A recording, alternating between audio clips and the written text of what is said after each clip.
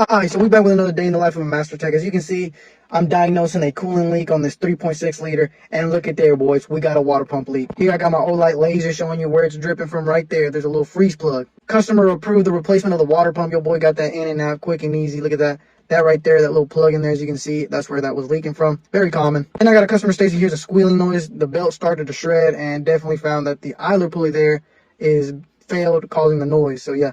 The customer then approved that, got that replaced, took care of that problem, so that was pretty quick. Then I did a oil pan reseal because it had an oil leak, cleaning up the surfaces because you don't want no oil on the surface when you put RTV. So did that, cleaned up the oil pan real good. Look at that, brand new, guys, brand new. Then the customer said he wanted his shifter replaced for some reason, so I went ahead and replaced that. That thing was wiggly.